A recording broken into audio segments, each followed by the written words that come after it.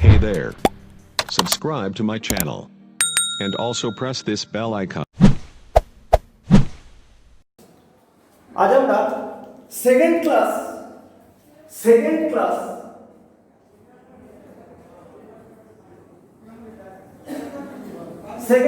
Unit 1 chapter 2 সমস্ত যোগাযোগের কৌশল জানব কৌশল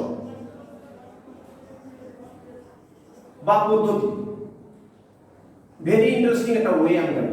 দেখো আমি পড়ানোর পদ্ধতিটা এইগুলো আমি তোমাদেরকে এইভাবে শেখাতে চাই। তোমরা আগে পড়েছো কিনা এইভাবে জানি না, এই ব্যাপারটা কিন্তু তোমরা ক্লাস 10 এ পড়েছো সমস্ত যোগাযোগের কৌশল। তো এই যোগাযোগের কৌশলটাকে আমি একটা ফ্লোচার্ট বানাই যে সমস্ত যোগাযোগের কৌশল জানতে গেলে আমাদের ধরো তুমি মনে করো দিল্লি ঘুরতে যাবে, ভালো করে বুঝবে, মনে করো দিল্লি ঘুরতে যাবে। তো দিল্লি ঘুরতে গেলে তুমি কোন কোন জায়গায় যাবে, তোমার লক্ষ্য জায়গাগুলো কি? তুমি তাজমহল যাবে, আগ্রা ফোর্টে যাবে, এরকম ধরনের কিছু কিছু জায়গা রয়েছে। দিল্লি ঘুরলে আগ্রাটাকে মানুষ ধরে নেয়, আবার দিল্লি আগ্রা তার সঙ্গে মথুরা বৃন্দাবন যাবে। তেমনই তুমি ওই টুকটাতে কি কি জায়গা দেখবে তুমি যেমন আগে থাকতে সিলেক্ট করলো, তেমন আমি আগে থাকতে সিলেক্ট করে নিচ্ছি যে সমস্ত যোগাযোগের কৌশলে কি কি জিনিস আমরা জানবো। যে জিনিসগুলো জানলে সমস্ত যোগাযোগের কৌশল একদম ক্রিস্টাল ক্লিয়ার হয়ে যাবে। চলো আমরা দেখি কিভাবে আমরা সমস্ত যোগাযোগ করবো। প্রথমে সমস্ত যোগাযোগের কৌশলের ফার্স্ট ভাগ পুংজননাঙ্গের গঠন।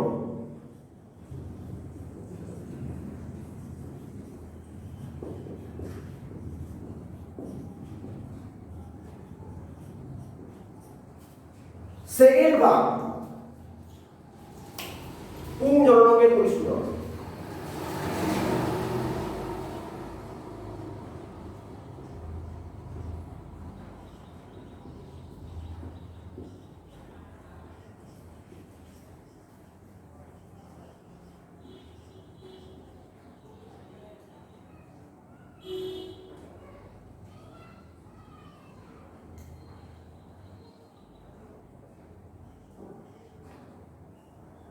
পরিস্ফুটন।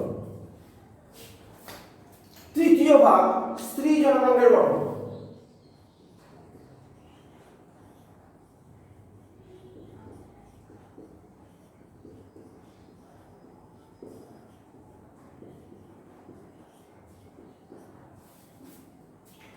তারপরের ভাগ স্ত্রী জননাঙ্গের পরিস্ফুটন।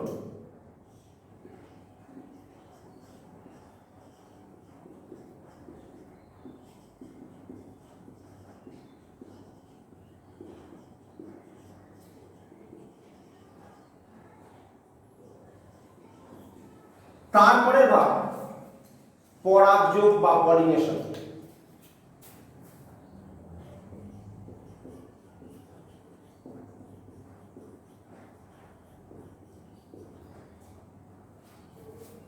তারপরে ভাগ নিষেধ।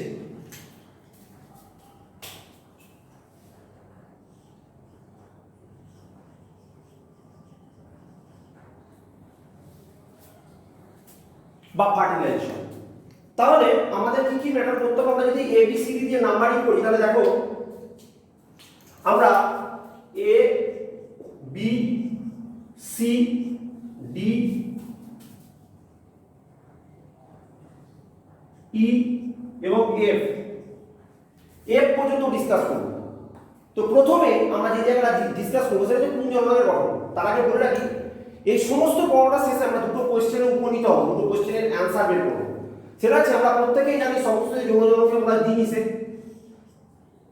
ইট ইজ অলসো নোন অ্যাজ দ্বিনিষেধ or double fertilisation.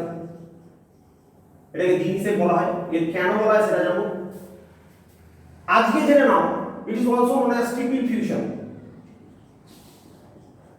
Triple fusion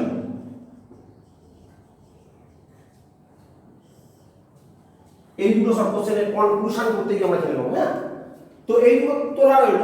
আমরা এখন ডিসকাশন শুরু করছি। প্রথমেই চলে যাচ্ছি কোথায় না পুংজননাঙ্গের পরিস্ফুটন, পুংজননাঙ্গের গঠন। দেখো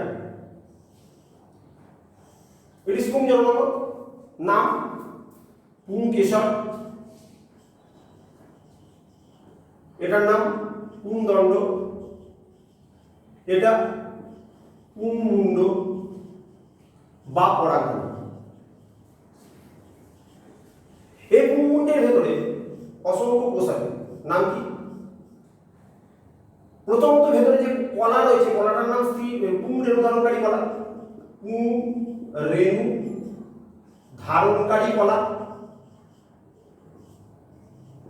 যার এক একটা কোষকে বলা হয় পুংরেণু মাতৃকোষ।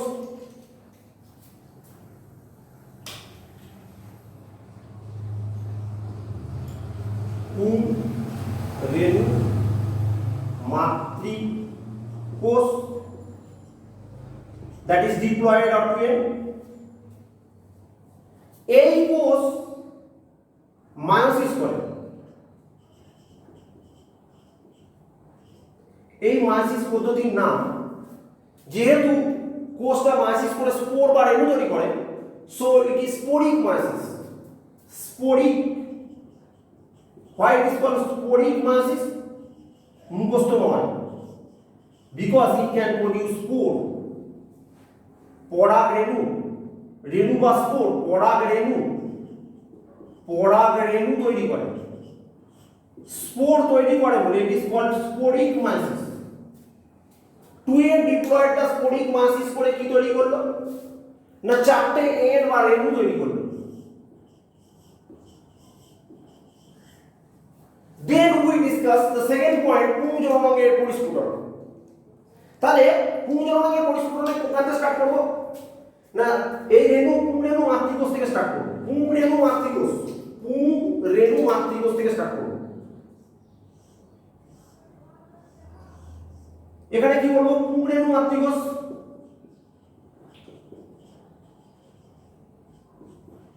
that is twin। Sporic meiosis বলবো,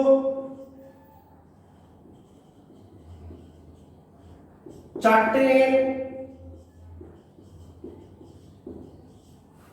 এই চারটে এন যে স্পোর তৈরি করলো, যেটাকে আমরা পরাগ রেণু বলছি, তার স্ট্রাকচার জানো। স্ট্রাকচারটা কেমন?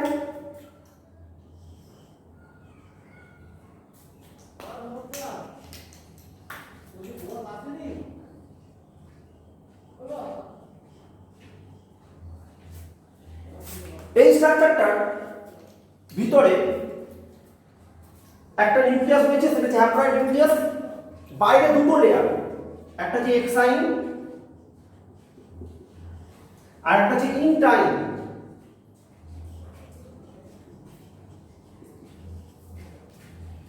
এর ডেভেলপমেন্ট যত এগোয়, এটা ভেঙে, ভেতরের কোষটা ভেঙে দুটো কোষ তৈরি করে। একটার নাম পুংজনন কোষ, it can produce two sperm, সেটা আমরা দেখে নেব সময়। আর একটা হচ্ছে নালী কোষ, জাম্পিউ বা নালী তৈরি করে, যে নালী দিয়ে শুক্রাণু বা পুংজনন কোষ থেকে উৎপন্ন শুক্রাণু নেমে আসে। এবং এর বাইরে ঠিক একইভাবে যে আবরণটা রয়েছে তার নাম ইনটাইন, এবং একদম বাইরে রয়েছে এক্সাইন।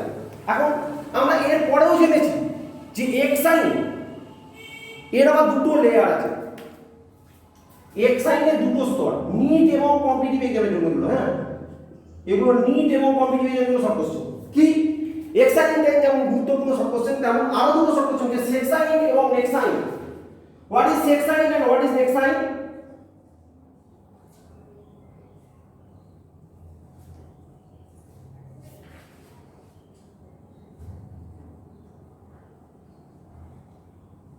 বাইরে যে আবরণটা রয়েছে সেটা হচ্ছে সেক্সাইন, এবং এর ভেতরে যে আবরণটা অর্থাৎ এক্সাইনের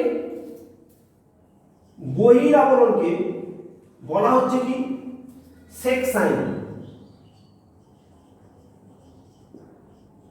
আর এর ভিতরের অংশকে কি বলছে,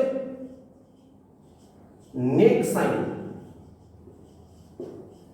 তাহলে আমরা আরো দুটো শব্দ জেনে গেলাম, সেক্সাইন এবং নেক্সাইন।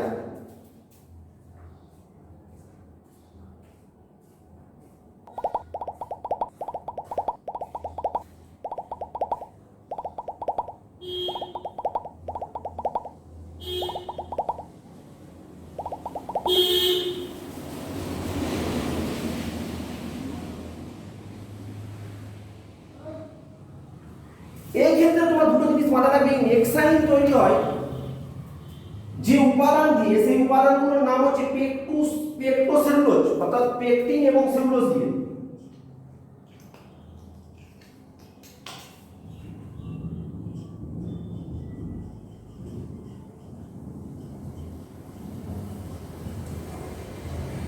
very important question. সেলুলোজ। আর সেক্সাইনের ক্ষেত্রে এটা তৈরি হয় কি দিয়ে? স্পোরোপোরেলিন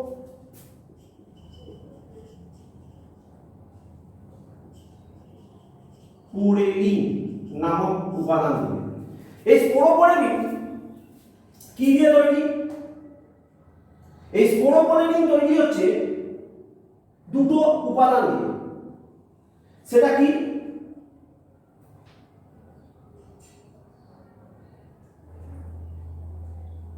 মেনলি ফ্যাট, লিপিড। আবার বলছে এর পরবর্তীতে বলছে যখন এটা গর্ভমুণ্ডে ড্রপ করছে তখন এই এক্সাইনের বাইরে একটা চ্যাটচ্যাটে আঠালো উপাদান দেখতে পাওয়া যায়। এটাও নিট এবং কম্পিটিটিভ এক্সামের কোশ্চেন। এই চ্যাটচ্যাটে আঠালো উপাদানটাকে কি বলে? Pollen kit. So next question is pollen kit. What is pollen kit? এটা যেমন জেনে নিচ্ছি আমরা, আর একটা জিনিস জেনে নেব। তৈলাক্ত চ্যাটচ্যাটে উপাদান কি বললাম? ডিউরিং পলিনেশন, পরাগযোগের সময় এর বাইরে তৈরি হয় কি? তৈলাক্ত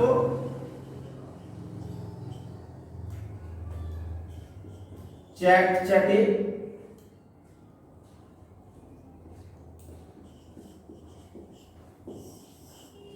উপাদান। এই তৈলাক্ত চ্যাটচ্যাটে উপাদানটার নাম কি? Pollen kit.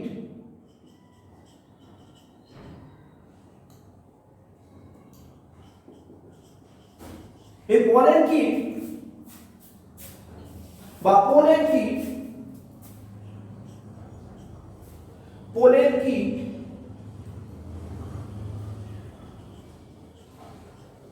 এই পোলেন কিট গর্ভমুণ্ডের যে স্থায়িত্বটা রেখে দেয়, মানে গর্ভমুণ্ডে গেলে এটা বুঝতে পারবে সেই জিনিসটা দেখা যায়। আর একটা জিনিস জেনে নিচ্ছি আমরা, সেটা হচ্ছে যে স্পোরোপোরেলিনে ফ্যাট ছাড়া আর কি থাকে? ফিনাইল প্রোপোনাইড, ক্যারোটিনয়েড এবং ফেনোলিক্স। লিপিড ছাড়াও phenyl propanoate plus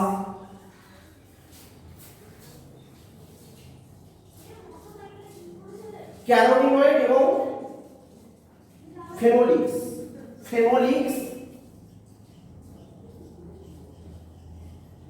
plus carotenoid, এই উপাদানগুলোর নাম লিখবে স্পোরোপোরেলিন। ঠিক আছে, তাহলে এটা কি হলো? Step B.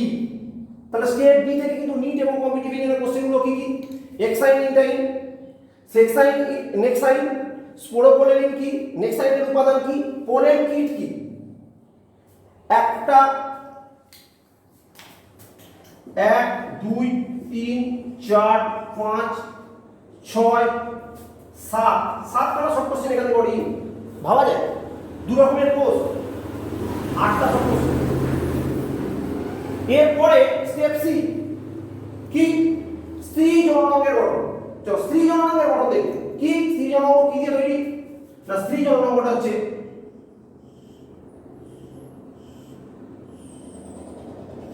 গর্ভমুণ্ড, গর্ভদণ্ড আর গর্ভাশয়। এই তিনটি উপাদান দিয়ে তৈরি। দেন স্টেপ ডি তে যাবো। তার জেনে কি গর্ভাশয়ের ভেতরে কি থাকে? না, অসংখ্য কণা থাকে, অসংখ্য কোষের সমন্বয়ে তৈরি কণা থাকে। একইভাবে এটার নাম কি? স্ত্রী রেণু ধারণ কারী কলা। এবং এর একটি কোষ, এর সিঙ্গেল সেল ইজ কল্ড, এর এক একটা কোষকে কি নামে ডাকা হয়? স্ত্রী রেণু মাতৃ কোষ।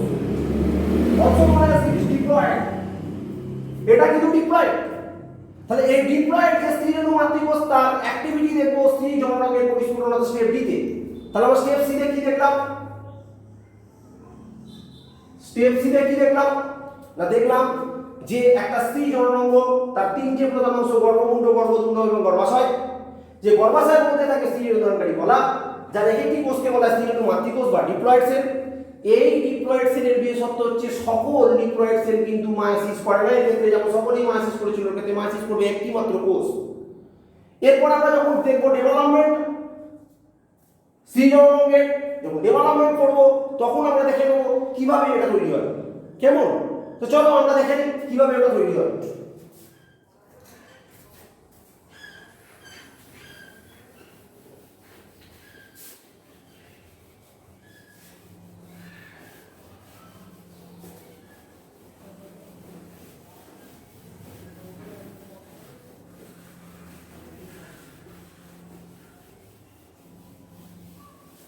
দেখে নাও ইন্টারেস্টিং ব্যাপার। সেটা কি না একটা স্ত্রী জননাঙ্গ যার একটি কোষ, ইটস নোন অ্যাজ স্ত্রী রেণু মাতৃকোষ,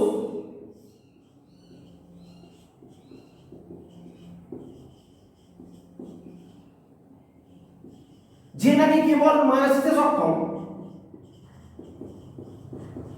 এবং সে একই লাইনে চারটে কোষ তৈরি করে।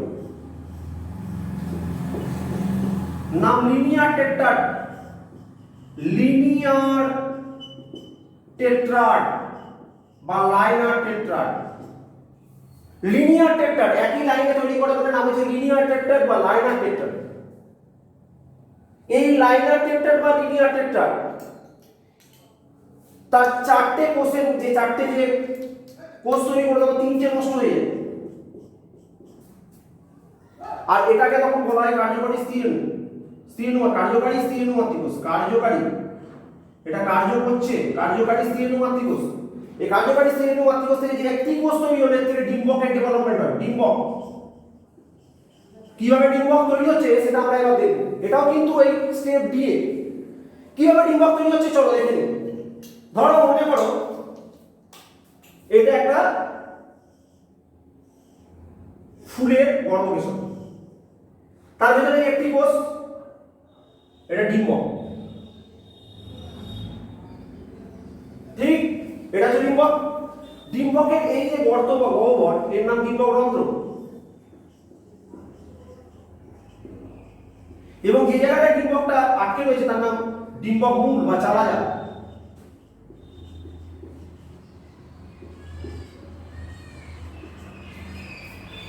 ইন্টারেস্টিং, এর ভেতরে কিন্তু একটি এন্ড ছিল। এই এন্ডটা মাইটোসিস প্রক্রিয়ায় বিভাজিত হয়ে একবার মাইটোসিস করলে দুটো, দুবার মাইটোসিস করলে চারটে, তিনবার মাইটোসিস করলে আটটা কোষ তৈরি করবে। অর্থাৎ তিনবার মাইটোসিস করবে, আটটা কোষ তৈরি করবে, আটটা। এই আটটা কোষ এই ডিম্বকের ভিতরে উপরে চারটে, নিচে চারটে অবস্থান করবে। ক্লিয়ার? এদের তখন বলা হয় পোলার নিউক্লিয়াস। এগুলো এই চারটেও পোলার, এই চারটেও পোলার। পোলার যেহেতু পোল বা মেরুতে অবস্থান করছে তাহলে পোলার। এই পোলার নিউক্লিয়াসগুলো থেকে একটা ছেড়ে মাঝখানে আসে, এখান থেকে একটা ছেড়ে মাঝখানে যায়। Both R in. সো পরের ছবিটা যখন আমরা আঁকবো ডিম্বকের, তখন উপরে তিনটে, তলায় তিনটে এবং মাঝে একটা টুইন বা ডিপ্লয়েড, নাম নির্মিত নিউক্লিয়াস। নির্মিত নিউক্লিয়াস, তলায় প্রতিপাদক কোষ সমষ্টি,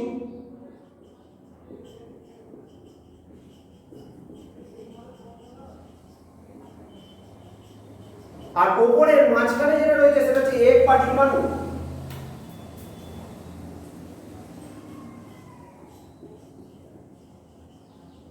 আর দুদিকে যে দুটো রয়েছে তাদের নাম সহকারী কোষ সমষ্টি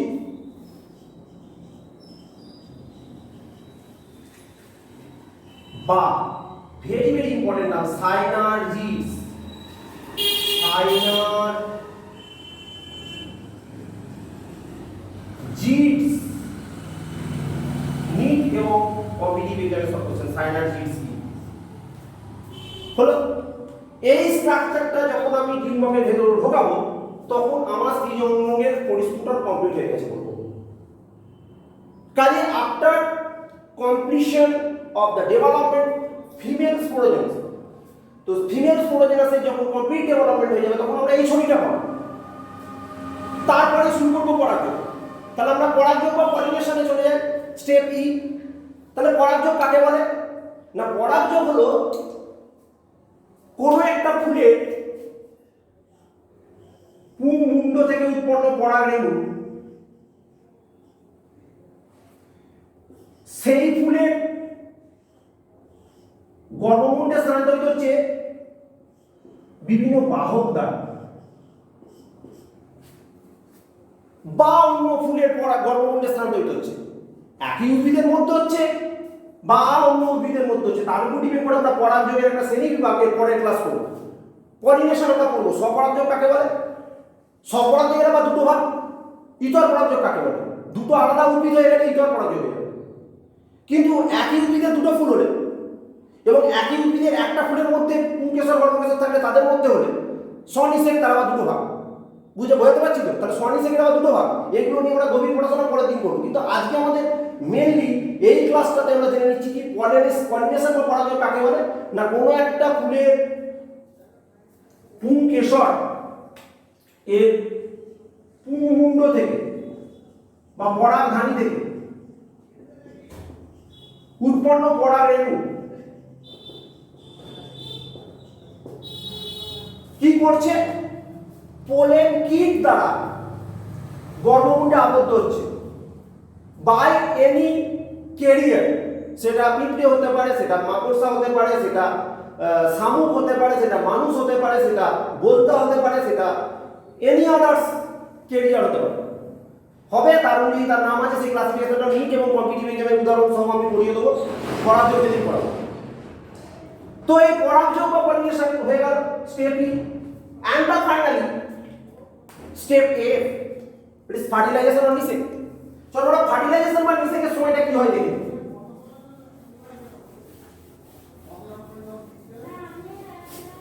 তাহলে আমরা ফার্টিলাইজেশন বা নিষেক যখন হচ্ছে তখন আমরা কি দেখবো,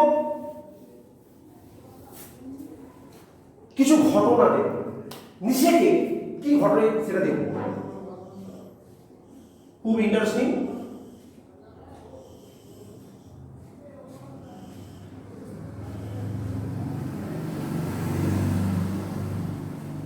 এই পিকচারটা আমরা আগে পেয়েছিলাম।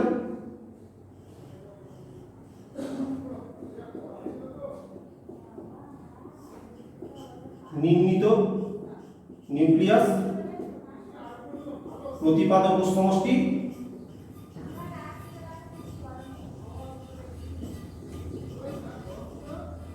এ বা ডিম্বাণু, সহকারী কোষ সমষ্টি বা সাইনারজিডস। ক্লিয়ার? সাইনারজিডস। এখন পলিনেশন হয়ে গেছে, অর্থাৎ পরাগরেণু এসে এখানে পড়ে গেছে, পোলেন কিট দ্বারা এখানে আবদ্ধ হয়েছে। তার জার্ম টিউব গঠনকারী সেল জার্ম টিউব তৈরি করে ফেলেছে এবং এখানে যে জনন কোষ ছিল সে এখানে নেমে এসছে এবং দুটো শুক্রাণু তৈরি করেছে। It can produce two sperm, বলেছিলাম দুটি শুক্রাণু তৈরি করে।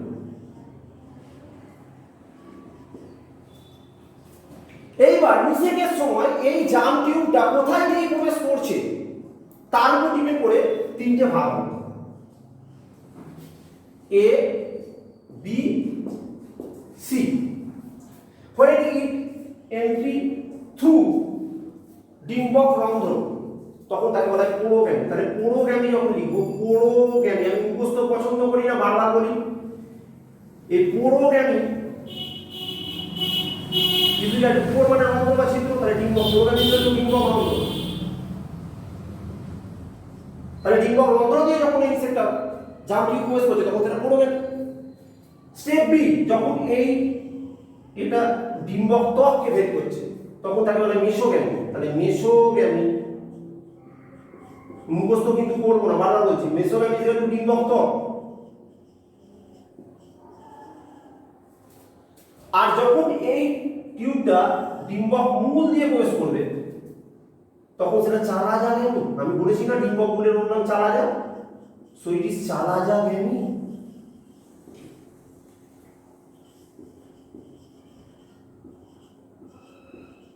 তো তিন ভাবে এই টিউবটা প্রবেশ করতে পারে। তাহলে এখন মাথার মধ্যে প্রশ্ন আসতে পারে, খেয়ে দিয়ে কাজ নেই, টিউবটা ঘুরে এখানে আসবে। আমাকে যদি বলে বাড়ি যেতে, আমি বাড়ি ঘুরে ঘুরে পুরো সারা দেশ ঘুরে তারপরে বাড়ি চলে যাবো, স্টেট যে সেখান থেকে ঢুকবো। এখন প্রশ্নটার উত্তরটা হচ্ছে আমরা এর জেনে নেবো যে ডিম্বকের অবস্থান। ডিম্বক বিভিন্ন ভাবে অবস্থান করতে পারে। ডিম্বক কখনো এইভাবে থাকতে পারে, এটা স্টেট রুট। যদি এইভাবেও থাকতে পারে একটা ডিম্বক, আবার এইভাবেও একটা ডিম্বক থাকতে পারে।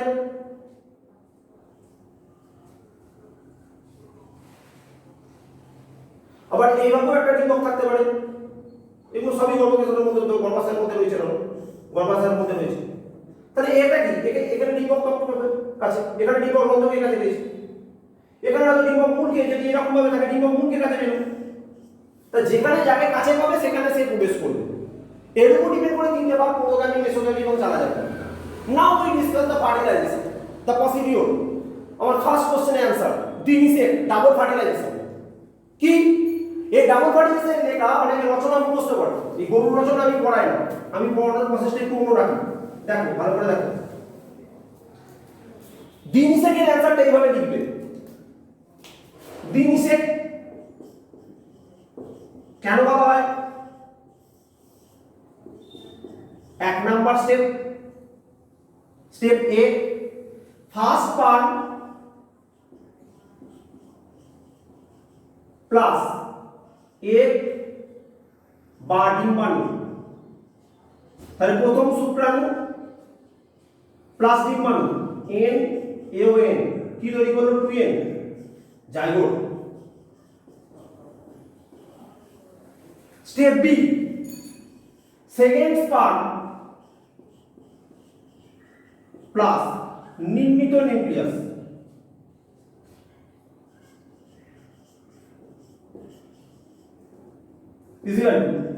এটা 2n, এটা n, 3n শস্য। তাহলে এখানে কভার ফিউশন হলো, কভার ফিউশন হলো, কভার নিষেক হলো, শুক্রাণু ডিম্বাণু মিলন একবার, সেকেন্ড শুক্রাণু নির্মিত নিউক্লিয়াসের মিলন একবার। So it is called double fertilisation. তোমরা শুধু এই দুটো লাইন লিখবে, যেমন রাসায়নিক বিক্রিয়াতে N2 + CH2 = 2NH3 দিকে তার ব্যাখ্যাটা লেখো তলায়। রাসায়নিক বিক্রিয়াটা উপরে লিখেছো, তার তলায় একটা লাইন ইউজ করো যে প্রথম শুক্রাণু ডিম্বাণুকে নিষিক্ত করে জাইগোট তৈরি করে। সেকেন্ড এই রিঅ্যাকশনটা লেখো, তার তলায় একটা লাইন ইউজ করো যে সেকেন্ড বা দ্বিতীয় শুক্রাণু নির্মিত নিউক্লিয়াসকে নিষিক্ত করে শস্য তৈরি করে। কনক্লুশন বা সিদ্ধান্ততে লেখো। তাই আমরা সপুষ্পযুক্ত যৌনজননকে দিনিসেক বা ডাবল ফার্টিলাইজেশন বলতে পারি। আমার তৃতীয় কোশ্চেন বা সেকেন্ড কোশ্চেন, ট্রিপল ফিউশন কিন্তু বাকি রয়ে গেছে। এখন দেখো ট্রিপল ফিউশন এরপর আমরা করব। আর ট্রিপল ফিউশনটা কি? না ট্রিপল ফিউশন, ট্রিপল কথাটা মানে হচ্ছে 3, আর ফিউশন মানে হচ্ছে ধরো মিলন, 3বার মিলন হচ্ছে, ত্রৈধ মিলন, বাংলায় বলে ত্রৈধ মিলন। আর ত্রৈধ মিলন কেন? এটা হচ্ছে 1 নম্বর মিলন না, এটা 1 নম্বর মিলন নয়, মিলন এর আগে একবার হয়েছে। কি হয়েছে স্যার মিলন? দুটো পোলার নিউক্লিয়াস যখন মিলিত হয়েছিল তখন ফার্স্ট মিলন হয়েছিল, তাই না? তাহলে পোলার নিউক্লিয়াসের মিলনটা হচ্ছে 1 নম্বর মিলন। এটা আমরা রেড কালি দিয়ে আইডেন্টিফাই করব। তাহলে 1 নম্বর মিলন কোথায় হয়েছিল? দুটি পোলার নিউক্লিয়াস মিলিত হয়ে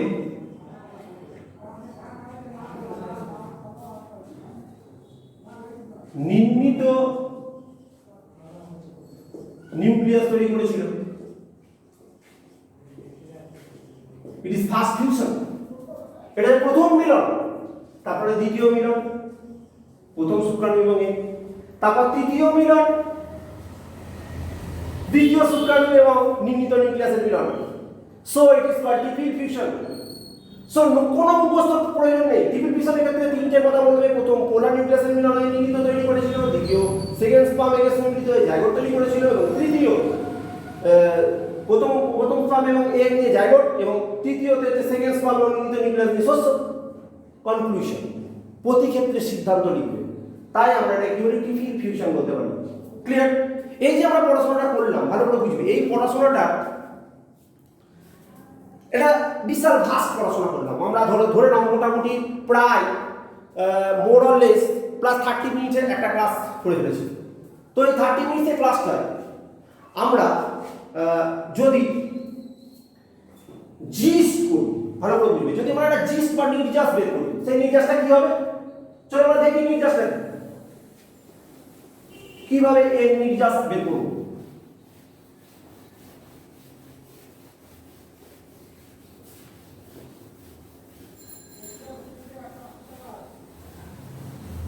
তাহলে ত্রৈধ মিলন আমরা দেখে নিয়েছি।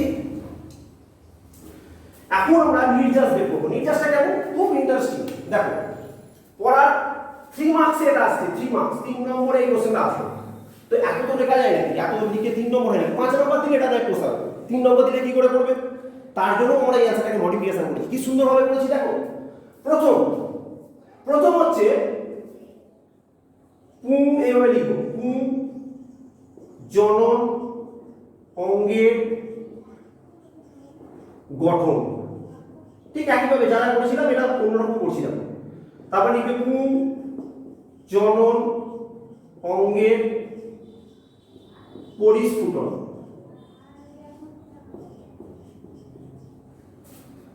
ফলে কি তৈরি হলো? পরাগরেণু। এক্সাইন ইন্টাইন নেক্সাইন সেক্সাইন সমন্বিত, জনন কোষ এবং নালী কোষ সমন্বিত পরাগরেণু।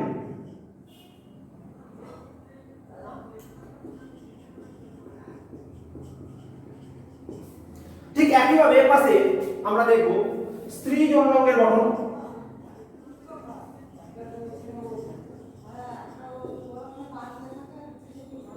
তারপর স্ত্রী জনন অঙ্গের পরিস্ফুটন, এবং তার ফলস্বরূপ আমরা পাবো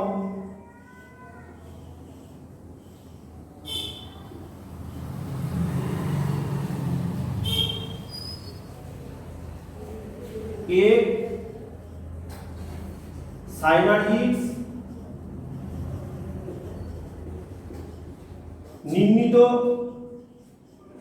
নিউক্লিয়াস আর 3টে প্রতিপাদক সমষ্টি।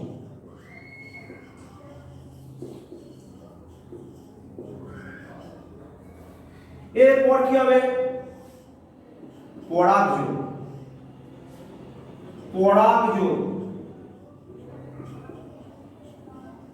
পরাগযোগ বা পলিনেশন কি হলো না, এই পরাগরেণু গর্ভমুণ্ডে স্থানান্তরিত হলো। নাম কি? পরাগযোগ।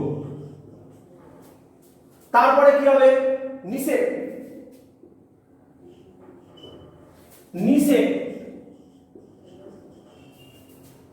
নিষেকের ক্ষেত্রে 3টে স্টেপ, A B C। কি কি? জাম টিউব, পোর দিয়ে বসেছে, পোরোগ্যামি, মেসোগ্যামি, চালাজাগ্যামি। হতে পারে নিষেক 3 ভাবে হতে পারে। 3 ভাবে নিষেক হয়ে যাওয়ার পর ডাবল ফার্টিলাইজেশন, ডিনিষেক। কি লিখবে? A B, first sperm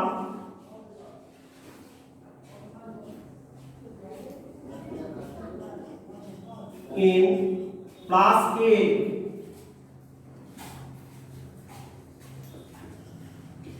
in is equal to in zygote.